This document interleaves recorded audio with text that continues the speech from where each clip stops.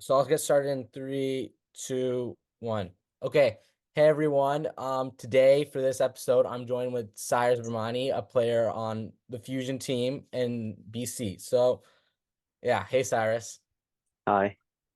So the first thing I wanted to ask you, Cyrus, is you've been playing soccer like a long time, right? Yeah, Like when do you think you started then? Like how long do you think you've been playing, really? I've been playing since I was 4. So like 13 years now. Yeah. So, can you talk a little bit about your motivation then to play like soccer for all this time? Because I know your dad really likes to play soccer and everything, but I know Xavier doesn't play it anymore. And it just, what's like unique about you or your relationship with soccer that's kind of, motivated you to keep playing? I think what's motivated me is like the fact that I can that soccer kind of it's built who I am, Mhm. and it kind of teaches me about the different aspects about life, like on the field and off the field. And I Literally. also feel like because my dad's been training me for such a long time, I don't want to give it up. So one of the questions I wanted to ask you, and I kind of been curious about with, ever since you came back to Brunette was, can you just talk a bit about how, you joined the Whitecaps and that sort of process? Because obviously, that was probably a major success in, your soccer career, right? Joining that team and playing for the, a franchise. Yeah. So I got selected to play with like the Whitecaps prospects when I was 9 years old. Wow. And then, or I was about 10 or 11. And that was my first time playing for a team. And then I played with them for a couple years. And then I got selected to play with the academy like 2 years later, three Congrats. years later. Yeah. Uh, so I think I was about, yeah, I was like 14, 15 when I was playing with the Whitecaps. Can you talk a bit about that experience? Like what made it different than, from, training by yourself? Do you think that it really helped you improve as a player? Yeah, I think I was like I had an advantage over the other players because I'd been training on my own. Because like my dad always felt like playing on a team was a waste of time, and he doesn't like the coaching. So So I just wanted to ask you, why did you leave? So obviously you don't play for the team anymore and you play for the Fusion now, right? So what changed? I actually didn't leave the team. I got cut um Oh, I'm at the end of sorry. the season. Uh, and like, but like I wasn't getting much playing time when I like in the season. Even when I was traveling around the states, I wasn't getting much time, and I felt like something was gonna happen, but I didn't expect myself to get cut from the team. But yeah, it came to at the end of the season, we had a meeting, like one-on-one meetings with the coaches, and he pretty much just told me like I'm not big enough, like I'm not physically there, and they said to play locally for maybe a year, and they're gonna keep an eye on me. Yeah. Oh, that's sad. Do you think that I was an unfair assessment kind of then? Because obviously I know you take a lot of pride in, your dribbling and like, your vision on the field. So do you think that they kind of didn't see that side of you as a player? Yeah, I was like pretty frustrated with like the reasoning. And I know, Um, oh yeah, continue. Sorry. yeah, so wait, sorry, what were you gonna say? Nothing. I was just asking you how you felt about, that kind of assessment of, about, your physical stature when reality, like you mentioned before, what really makes you who you are as a player is, your dribbling and your Yeah. playmaking in the field, right? I, I've never like been a fan of like even the way they coached us, like their style. Mm, Um, and like they've always been like leaning towards and like more biased towards like, bigger players. They yeah. didn't play any of us, like of the smaller players, the more technical players. And I guess that's just their play style, but it's also unfair. Um, then kind of, connecting that a little bit, what's most valuable to you when you play? So do you enjoy more so like having a good following the game plan and having some team success, or kind of like into individualizing yourself on the field? So like I'm I've always been more of like an individual player, like just someone who likes to like, dribble, like do whatever I want on the field. And I think it's because uh ever since I started playing for a team, I know in school I was talking a lot, but in soccer, like I always kept my mouth shut and I didn't talk. Hmm. And like everyone like saw me as just like the guy who didn't talk. So like that also has to do with partly with like why I'm not like the best team player. Yeah. Do you think that's Yeah, something you need but to work on, or is that just how you play? And I mean, I think it's something that I definitely could have changed about how I was, but I definitely started opening up later on and started talking more and communicating. And I feel like that's really important. so do you connecting to that again? Is there anyone you kind of model your game after then, like in terms of a soccer player you watch on TV, or is this? Would you say your play style is kind of unique? I didn't really like uh model it after anyone.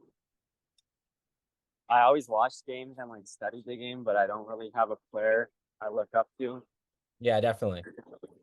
I noticed that a lot actually with a lot of high school athletes. They kind of try to make their own. That's really good. And so since you talk a lot about, individually training, what is your like training regimen? Like how many days do you practice a week? And kind of with that, how do you balance that with your academics? Because I know your parents take a lot of pride in your academics as well. So do you take one with more priority, or how do you balance, this whole student athlete thing? So when I was with the Whitecaps, my school it my school was from 8:30 to 1, and then at 1:30 I'd have or it was from 8:30 to 1:40, and at 2:30 I'd have practice. So I feel like I missed a I might have missed like a bit of education. Yeah. Um yeah, so I was practicing I had practice Monday, or I had practice Tuesday, Wednesday, Thursday, Friday, game on Saturday. And yeah, so 5 times a week I was playing. Wow. And my dad felt like I was falling behind in schoolwork. My dad was never a really big fan of the academy Yeah, because obviously. it was like it's a big commitment. So after I moved back here, well, yeah, after I moved back and I joined Fusion, I'm playing 3 times a week. So it was a bit better. Um, and a game on the weekend. But I haven't told you this yet, but I actually like quit Fusion like two couple months ago Oh, because I'm I'm focusing on schoolwork right now. yeah, definitely. That's something you should And moving on to senior year. yeah, so like I'm just trying to get my grades up because I know like that's more important. Hmm. Yeah, Yeah. that I know a lot of the other senior athletes I talked to also did that in their grade 11 year, right? They took a break from athletics and they kind of really focused on schools. So that's really good for you, Cyrus. You're focusing on your Yeah. academics. So is there then moving on to that kind of, do you think that being part of sporting has really improved your time management skills and taught you like that lesson of being really focused with your time? Yeah, I'd say it definitely has. Like it's not even just time management, it's just my work ethic. But like a lot of the other kids who don't play sports, they're and like I feel like soccer's kind of made me like more hardworking. And if I Yeah. didn't play, I wouldn't know what it feels like to be so under pressure. Um, I just want to ask you then, moving on. What do you think is your highest high of the sport and your lowest low? In terms of being an athlete. Is there Yeah, any individual tournament success you've had, or that you've been really? definitely like my highest high was when I was with the Whitecaps because Yeah. it really like it showed like well like how um not really lucky I am, but how hard I've worked to get to that point. Hmm. And I was able to like travel around all the states, play other teams. But it kind of all like I lost all my confidence after I got cut from the team. Yeah. And that was probably my like lowest point. So just really that being part of that team was kind of like, a big high and low light of your career. Yeah. Would you go back if they did scouted you again? Like that's like a question like I've always like thought about, but I feel like right now I'm saying no, but like if it actually did happen, I probably would take the chance Oh, that's again. good. Betting on yourself, right? Yeah. Then would you think that you kind of flunked that opportunity then in a sense, like with the Whitecaps, or do you think you Yeah. made most of it? I I was like definitely not training hard enough and my attitude was also really bad. And like even the coaches kind of saw that. Hmm. And I feel like now I'm like really regretting that I didn't train more on my own during that time because I didn't think like this would actually happen, like what happened. Yeah, getting cut. Do Yeah. you? I know your dad didn't really like the team. Do you think he would have like told you to leave the team, or would do you think you really wanted to be part of that Whitecaps academy? He always said that even if I didn't get cut, I he would have taken me off the team. Okay, yeah. But I don't really believe that. I think he's just trying to make me feel better, Okay. to be honest. Yeah.